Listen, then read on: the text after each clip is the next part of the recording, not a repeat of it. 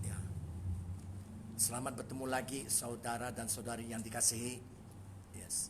Dan saudara dan seiman dan saudari yang seiman yang dikasihi juga.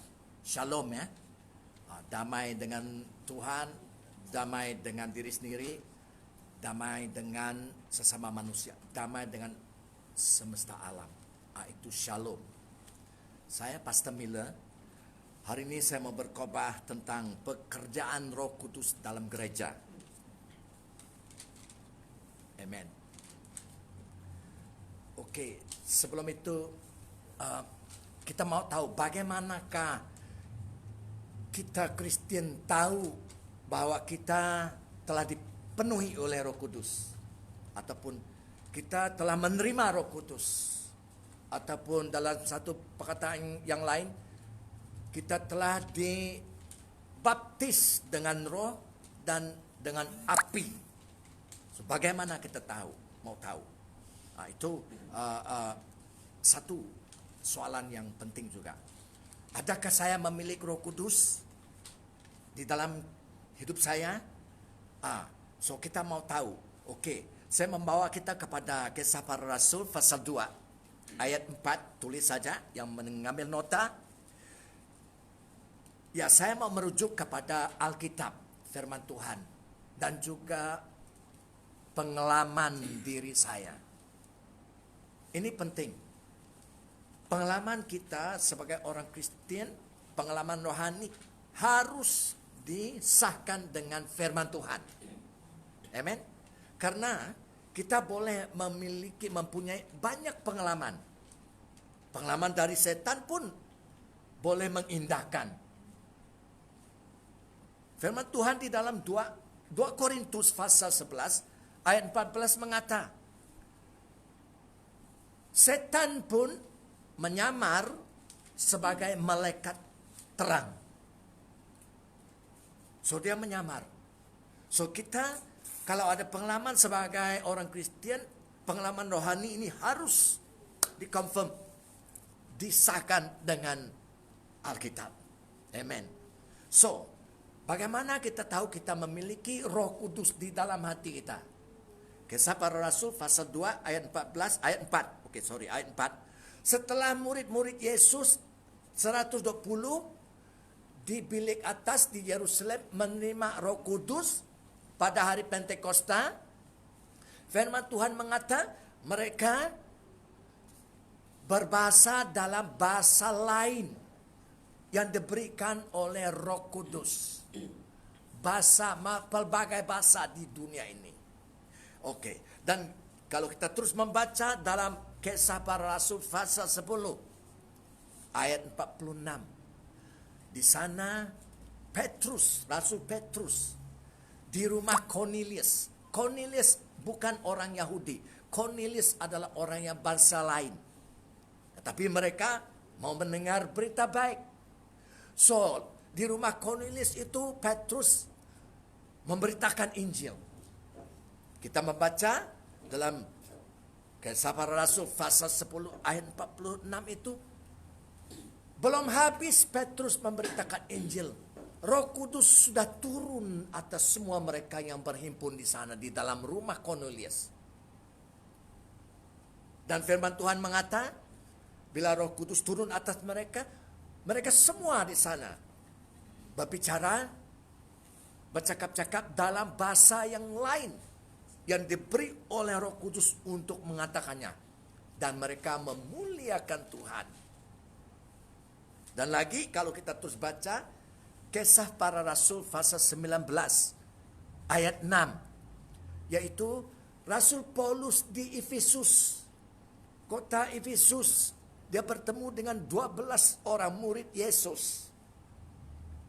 Mereka hanya menerima baptisan dalam air. So, setelah Rasul Paulus menerangkan tentang baptisan dengan Roh Kudus dan api, mereka mau dibaptis. So, Rasul Paulus tumpang tangan atas mereka. Firman Tuhan mengata, bila Roh Kudus turun atas mereka ini 12 orang, mereka mula bercakap dalam bahasa yang lain yang diberi oleh Roh Kudus kepada mereka untuk mengatakannya. Dan mereka bernubuat. Nubuat adalah artinya perkataan firman yang diberi oleh Roh Kudus yang memenuhi mereka untuk diucapkan. Itu dia. Jadi kita melihat di sini kebenarannya di sini, mereka yang telah dipenuhi oleh Roh Kudus, kita yang memiliki oleh Roh Kudus, satu dari tanda yang biasa, common sign ya, boleh dilihat, boleh didengar. Mereka bercakap-cakap dalam bahasa yang lain. Tidak kira bahasa di manusia-manusia di bumi ini ataupun bahasa di sorga, bahasa malaikat-malaikat. Tetapi bahasa itu diberi oleh Roh Kudus. Mereka tidak pernah belajar bahasa ini. Karena ini satu mukjizat. Bila kita dipenuhi oleh Roh Kudus, satu tanda darinya. Satu daripada tanda-tandanya adalah kita bercakap dalam bahasa yang tidak pernah kita pelajari, yang diberi oleh Roh Kudus. Dan kita memuliakan Tuhan. Kita bernubuat. Ini ajaib, amen. Dan satu daripada tanda-tandanya adalah, dalam Kisah Para Rasul juga pasal 2. Kita ambil dari pasal 2 cukup. Banyak tanda yang lain. Kisah Para Rasul pasal 2 ayat 14. Yaitu Petrus. Setelah Petrus dan 120 muridnya. Tetapi di sini mengatakan Petrus dengan ke-11 orang rasul-rasul. Mereka setelah menerima Roh Kudus, mereka berdiri dan Petrus mula bercakap dengan keras, nyaring. Dia mula berkhotbah di hadapan beribu-ribu orang. Sebelum itu mereka takut di dalam bilik. Tetapi setelah menerima Roh Kudus, mereka berani. Jadi satu lagi tanda yang kita, gereja Yesus, dipenuhi oleh Roh Kudus, yaitu ada keberanian. Haleluya. Bukan keberanian untuk gaduh, bukan keberanian untuk pukul orang, bukan. Tetapi keberanian ini saya panggil keberanian yang kudus. Keberanian yang kudus. Di mana kita berani untuk memberitakan Injil. Kita berani untuk tumpang tangan pada orang sakit, doa pada mereka. Kita berani untuk mengata ataupun melakukan apa yang Roh Kudus mau kita laku. Luar biasa. So itu satu-satunya tanda gereja memiliki Roh Kudus. Nomor 3. Dalam Kisah Para Rasul pasal 2 ayat 44. Ayat 44. Saya membaca ya. Mereka ini, setelah mereka mendengar, orang ramai di sana mendengar berita baik yang diberitakan oleh Petrus, penuh oleh Roh Kudus, 3.000 jiwa ditambah kepada gereja. Berarti 3.000 orang percaya dan dibaptis pada satu hari itu saja. Dan ayat 42 mengatakan mereka ini 3.000 lebih, termasuk 120 itu ya. Mereka ini bertekun, yaitu rajin dalam pengajaran rasul-rasul dan dalam persekutuan. Dan mereka selalu berkumpul untuk memecahkan roti dan berdoa, yaitu memecah roti, perjamuan Tuhan. Holy Communion ada yang mengatakan ya. Jadi kita melihat di sini kebenarannya, bila gereja memiliki Roh Kudus, bila Kristen memiliki Roh Kudus, mereka juga ada keinginan yang baru. Haleluya. Rajin ya. Firman Tuhan mengatakan mereka ada keinginan sebelum ini tidak ada, tetapi setelah dipenuhi oleh Roh Kudus, mereka ada keinginan, mereka rajin untuk berpersekutuan. Bersemayang bersama ya, pergi ke gereja, belajar Alkitab, makan perjamuan Tuhan, berdoa. Dalam bahasa Greek di sini, Yunani, berdoa juga termasuk menyanyi, menyembah Tuhan, memuji Tuhan. Jadi ini berlaku.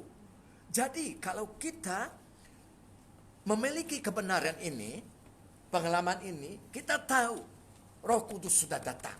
Haleluya.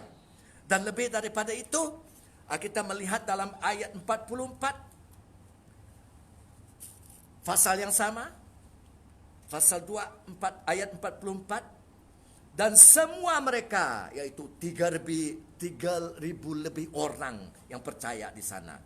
Semua orang yang telah menjadi percaya tetap bersatu. Haleluya. Mereka ada bersatu padu. There is unity. Beres. Kita bercakap tentang mari kita bersatu padu.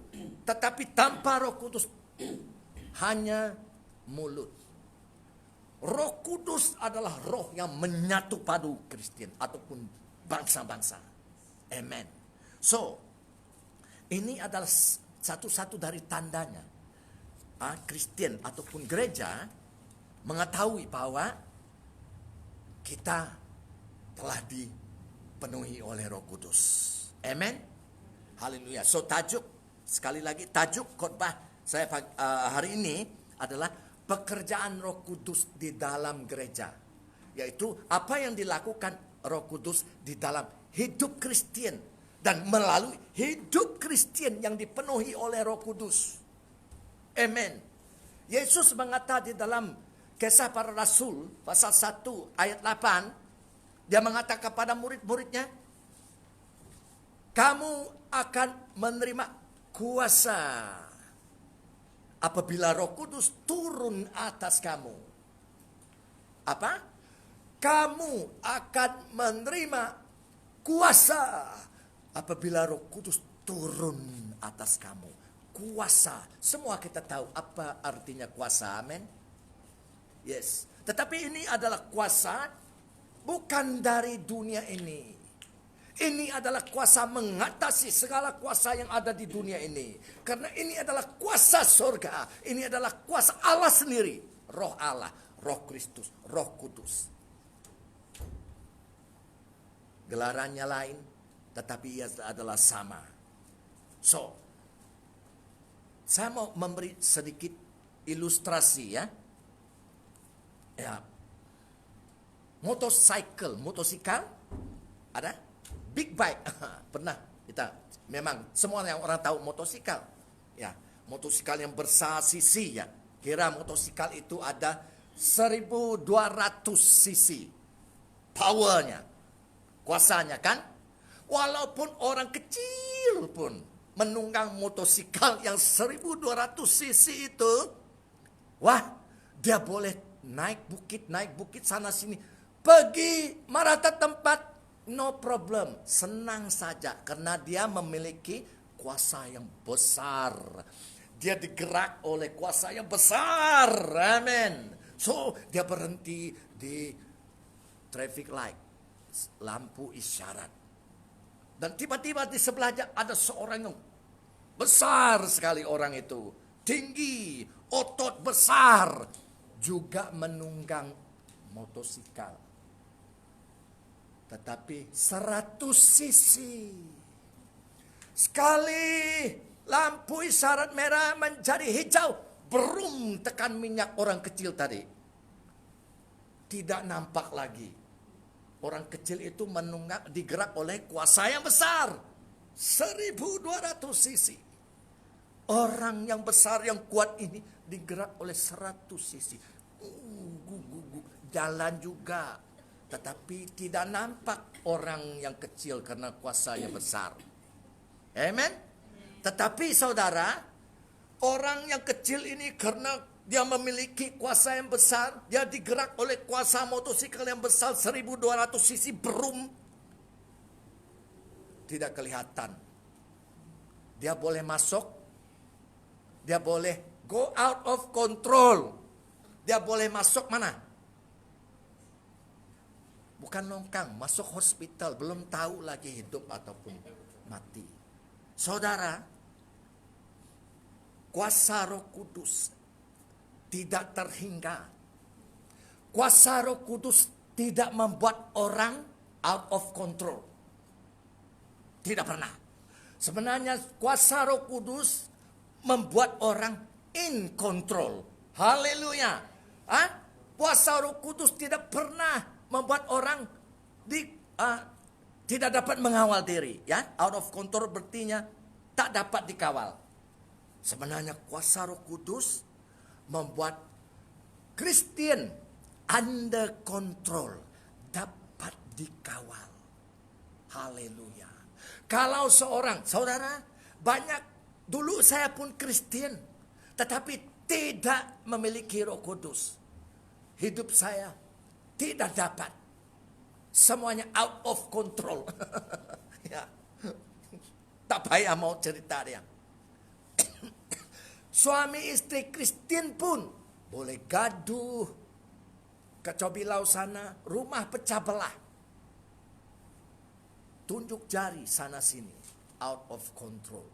Tidak terkawal. Tetapi haleluya, orang yang dipenuhi oleh Roh Kudus pasti in control. Siapa yang menguasai? Amen. So, orang yang dipenuhi oleh Roh Kudus, ini pengalaman saya sendiri, boleh menguasai, terkawal. Ya.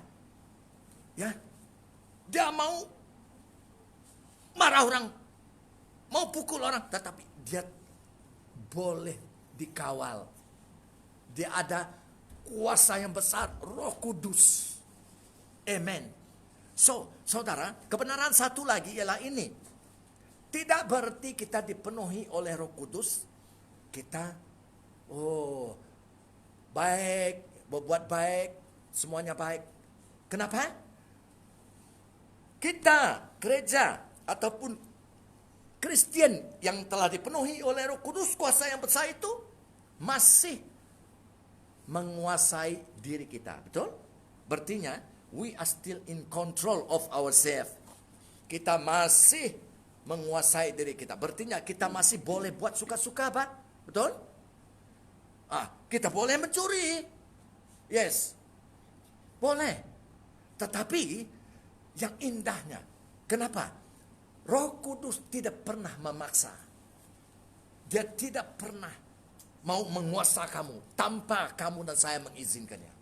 Tetapi roh jahat, setan memaksa orang. Setan memperhambakan orang. Setan menuduh orang. Roh Kudus tidak memaksa. Firman Tuhan mengatakan, Tuhan mau kita menyerah sepenuhnya kepada Tuhan. Apa itu? Roh Kudus di dalam kamu dan saya sebagai orang Kristen. Mau kita menyerah kepada Dia. Dia mau mengambil alih. Amen. Berarti dia mau menguasa, tetapi dia tidak paksa.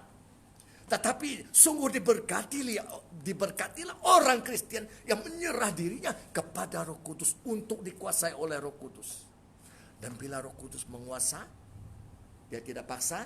Bila dia menguasa, kita in control. Kita ada self control. Haleluya. Apa itu? Penguasaan diri. Di mana firman penguasaan diri itu, self control? Ada dalam Galatia pasal 5 ayat 22. Saya mau membaca ya. Ya adalah buah roh. Satu dari keindahan yang dihasilkan Roh Kudus di dalam orang yang dipenuhi oleh Roh Kudus. Oke, Galatia pasal 5 ayat 22. Saya baca. Tetapi buah roh, ada buah roh. Apa itu? Hasil yang dikeluarkan Roh Kudus di dalam hidup orang Kristen yang dipenuhi oleh Roh Kudus. Ini penting. Firman Tuhan mengatakan begini, begitulah dia. Kita tidak boleh mengubahkannya. Siapa boleh mengatakan itu bohong? Tidak. Allah tidak pernah bohong. Manusia bohong. Oke? Jadi dalam Galatia pasal 5 ayat 22. Tetapi buah roh ialah kasih, sukacita, kasih, love, kasih dari sorga, joy, sukacita, peace, damai sejahtera, passion, kesabaran, kindness, kemurahan, goodness, kebaikan, faithfulness, kesetiaan, gentleness, kelemah lembutan, self control, penguasaan diri. Dan firman Tuhan mengata, against such there is no law.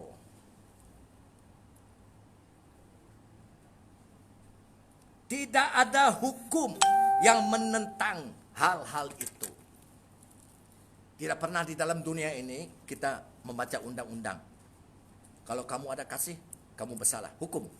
Kalau kamu ada sukacita, bersalah, hukum. Ada? Tidak ada undang-undang begitu. Right? So, bila kita bergerak di dalam Roh Kudus, itu sebab saya mengatakan, ini adalah kehidupan Yesus. Kuasa Roh Kudus memberi kita hidup, kehidupan Yesus. Haleluya. Itu tujuan Allah Bapa di sorga. Bila dia menyelamat kamu dan saya. Amen. Haleluya. So, kita melihat, yaitu kuasa Roh Kudus menghasilkan kebaikan di dalam diri kita. Di dalam gereja Yesus. Bukan kejahatan, bukan. Tetapi menghasil apa? Roh Kudus menghasilkan kebaikan di dalam hidup kita. Di dalam keluarga, pribadi, di mana saja kita berada. Mari kita melihat, oke? Dalam Markus pasal 16 ayat 15 sampai 20 boleh tulis. Markus pasal 16 ayat 15 sampai 20. Saya membaca ya. Ini sebelum Yesus bangkit balik ke surga. Setelah dia keluar bangkit hidup semula dari kubur ya.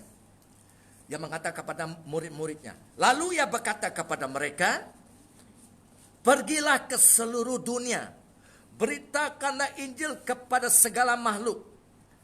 Segala manusia. Siapa yang percaya dan dibaptis akan diselamat. Tetapi siapa yang tidak percaya akan dihukum. Tanda-tanda ini akan menyertai orang-orang yang percaya. Tanda-tanda ini akan menyertai orang yang percaya. Mereka akan mengusir setan-setan demi namaku, kata Yesus. In my name, they will cast out demons. Dalam namaku, kata Yesus, mereka akan mengusir roh-roh jahat. Mereka akan berbicara dalam bahasa-bahasa yang baru bagi mereka. Yes, they will speak with new tongue. Siapa yang memberi bahasa-bahasa yang baru ini? Siapa yang memberi tanda-tanda ini? Roh Kudus, kuasa Roh Kudus. Haleluya. Yes. Ayat 18. Mereka akan memegang ular dan sekalipun mereka minum racun maut, mereka tidak akan mendapat celaka. Oh, mari kita pergi hutan nanti ya mencari ular, pegang masing-masing ular yang bisa sekali supaya kita tidak mati juga. Oh, mari kita mencari racun sengaja minumnya. Bukan itu maksud Tuhan. Ya. Maksud Tuhan di sini adalah yang di alam rohani. In the spirit realms. Yes. In the heavenlies. Di atas langit sana udara. Siapa ini? Penguasa-penguasa penunggu dan pengulu. Roh-roh yang jahat di atas udara. Ini adalah setan dan roh-roh yang jahat. Yaitu dan di dalam Lukas pasal 10 ayat 18 dan 19 Yesus mengatakan kamu akan menginjak-injak ular-ular dan kala-kala jingking. Ini adalah setan dan roh-roh jahat. Berarti setan dan roh-roh jahat tidak dapat membinasakan kamu dan saya. Karena kamu dan saya ada kuasa yang mengatasi segalanya yang di bumi ini. Ataupun yang di surga. Ini dari surga. Roh Kudus. Amen. Amen. So, kita melihat dalam 2 Timotius pasal 1 ayat 7. Yes. 2 Timotius pasal 1 ayat 7. Firman Tuhan mengatakan di sini, sebab Allah memberi kepada kita, Kristen ya, bukan roh ketakutan, melainkan roh yang membangkitkan kekuatan, kasih dan ketertebitan. Berartinya kita tidak menerima roh yang menakut-nakutkan, yang kita takut. Itu sebab takut bukan datang dari Tuhan. Takut datang dari setan yang mau menakutkan dan menipu. Kita menerima roh yang penuh kuasa, spirit of power, love, and self-discipline. Roh yang penuh berkuasa, kasih, dan ketertiban, yaitu disiplin. Jadi kita melihat ini adalah kuasa untuk kita, hidup perangai kita diubah, kehidupan bersinar seperti Yesus. Yesus mengatakan, apa yang kulaku engkau akan juga melakukan, dan lebih daripada ini, sebab aku pergi kepada Bapakku di surga. Kenapa? Sebab dari surga dia mengirim Roh Kudus. Aku tidak akan meninggal kamu seperti yatim piatu. Aku akan datang kepadamu dan diam dengan kamu. Apa itu? Roh Kudus. Bila Yesus di bumi ini, dia hanya satu tubuh. Dia hanya boleh di Israel, Yerusalem, Galilea, Judea saja. Tetapi dia mengatakan, aku akan balik kepada surga. Dan aku akan minta dari Bapa, dan Bapa akan memberi kamu Roh Kudus, Roh Kristus. Itu Yesus. Semua orang di merata dunia boleh menerimanya, karena dia adalah Roh Kudus. Seperti angin, kata Yesus. Luar biasa, ajaib. Tetapi dia bukan angin. Dia adalah seorang pribadi. Itu Roh Kudus. Siapa dia? Yesus di dalam roh. So, ini adalah power, kuasa untuk melakukan kebaikan. Tidak ada gereja boleh melakukan kejahatan kalau dia dipenuhi oleh Roh Kudus. Kebaikan bagi kemuliaan Tuhan. Amen. Oke, nomor 2, Roh Kudus adalah kuasa untuk menginsafkan kita. Orang Kristen, saya sering kali mengatakan ini, kita belum sempurna. Siapa Kristen yang tidak pernah berdosa? Tidak ada. Tetapi dosa bukan kehidupan kita. Kita dulu orang berdosa. Apa yang orang berdosa lakukan? Bagaimana orang yang berdosa hidup? Hidup dalam dosa lah. Karena itu dia panggil orang berdosa. Tetapi kita dulu orang berdosa. Bila kita percaya pada Yesus, kita diselamat, kita dipindah dari dosa kepada orang yang benar. Kita sekarang orang yang benar, kudus, righteous.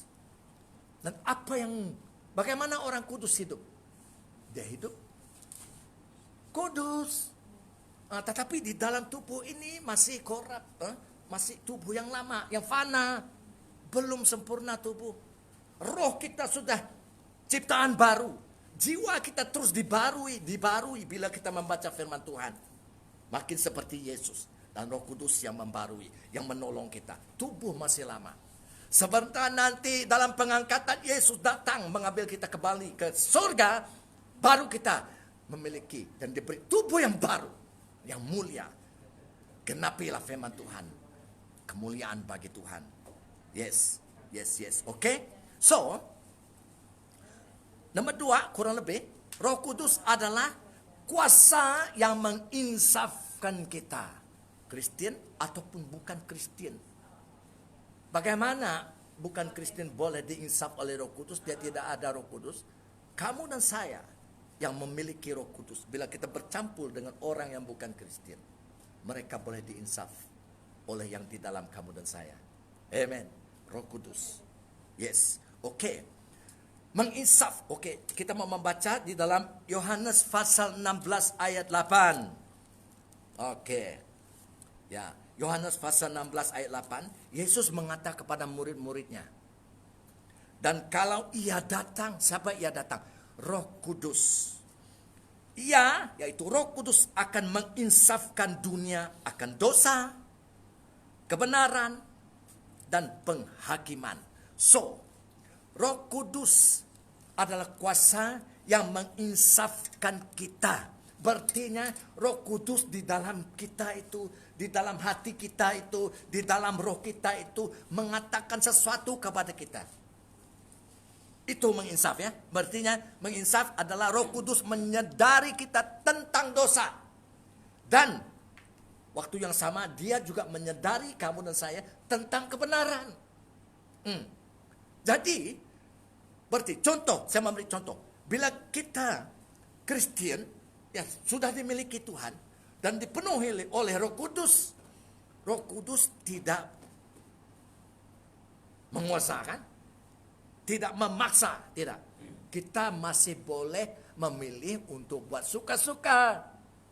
So, kita sudah dipenuhi oleh Roh Kudus. Kita melihat benda itu, wah indahnya. So, kita curi. Sebelum kita curi, Roh Kudus sudah mengisap di dalam hati kita. Itu dosa, itu salah. Dalam waktu yang sama, dia juga mengisap kita dengan tentang kebenaran. Apa kebenaran itu? Hai, kamu bukan pencuri. Kamu orang benar. Kamu orang yang murah hati. Kamu orang yang memberi. So, kita harus pilih untuk terus mencuri ke tidak mencuri. Karena Roh Kudus menginsafkan kita. Memberi kesadaran dalam hati kita. Menyentuh hati kita. Ini luar biasa. Itu sebab Roh Kudus yang menguduskan kamu dan saya. Dia membangunkan kamu dan saya supaya kita tidak terus berdosa. Tidak, itu bukan hidup gereja. Itu gereja palsu. Saya kongsi daripada firman Tuhan. Dan ini pengalaman saya. Cek, sah dengan firman Tuhan. Baca. Amen. Yes. So, bila kita memberitakan Injil, kita telah dipenuhi oleh Roh Kudus. Ingat, siapa yang menyelamat orang yang tidak percaya itu, supaya sebelum ini dia tidak percaya. Setelah kamu dan saya beritakan Injil, orang itu menjadi percaya. Bukan kamu yang mengubah hidup mereka. Bukan saya yang menyelamat mereka yang percaya. Bukan saya yang melakukannya. Tetapi kamu dan saya adalah saluran. Kamu dan saya adalah speaker. Suara. Bersuara di dunia ini. Dan dari suara itu, di dalam kamu, kuasa Roh Kudus itu menginsafkan mereka. Jadi saudara dan saudari yang dikasihi, gereja mustahil tanpa Roh Kudus boleh menyelamat orang yang berdosa. Mustahil. Yesus telah mengutusnya. Apa yang kita mau buat? Tolakkah? Kebenaran Alkitab tidak boleh dipilih. Saya suka ini, saya baca ini, yang lain tidak mau, tidak boleh. Seluruh Alkitab diberi Tuhan kepada kamu dan saya. Perjanjian lama telah digenapi Yesus. Perjanjian lama belum penuh. Setengahkan, 3 sukukah, sesukukah, belum penuh. Tetapi Yesus datang, Yesus memenuhinya, menggenapinya. Itu sebab sekarang di dalam Yesus segalanya ada. Tetapi kita perlu membaca perjanjian lama atau perjanjian lama baru. Dan Roh Kudus mengajak kamu dan saya. Amen. So, jangan harap mengubah hidup orang. Pemimpin-pemimpin, kamu dan saya tidak dapat mengubah orang yang datang. Walaupun dia datang selalu, tetapi belum berubah lagi. Bertahun-tahun. Kamu dan saya tidak dapat mengubah. So, jangan stres. Siapa yang mengubah? Roh Kudus. Itu sebab penting. Bila kita mau melayan, kita harus menyala dengan Roh Kudus. Kita harus ada pergaulan dengan Tuhan. Amen. Dan kita hanya saluran. Kita katakan saja. Saya pengalaman ini. Kadang-kadang 2-3 perkataan saja. Saya bagi pada seorang itu. Dia sudah menangis. Dia sudah tersentuh. Dia mengatakan dia mendengar suara Tuhan. Bukan saya. Dia insaf. Dia bertobat. Dia percaya. Karena Roh Kudus. Amen. Haleluya. Yes. So, setan menuduh. Ya. Setan memaksa. Setan memperhambakan. Tidak. Roh Kudus tidak. Roh Kudus mendatangkan yang baik. Dia menguasai kamu supaya kamu in control. Ada penguasaan diri. Dan membuat perbuatan baik. Ya. Kerja-kerja yang baik. Yes. Tidak menipu. Yes. Tidak mencuri. Karena Roh Kudus. Indah kan? Ini kebenaran Tuhan, bukan saya yang kebenaran. Ini kebenaran dari surga. Amen. So, yang last kali saya mau kongsi begini adalah Roh Kudus adalah kuasa untuk memuliakan Yesus. Haleluya, haleluya, haleluya. Yes. Karena banyak manusia mau memuliakan diri. Mau dipuji dirinya. Yes. Tetapi Yesus, firman Tuhan mengatakan adalah seorang yang paling rendah hati. Paling humble. Kita hebat karena kita ada satu kuasa yang besar di dalam kita.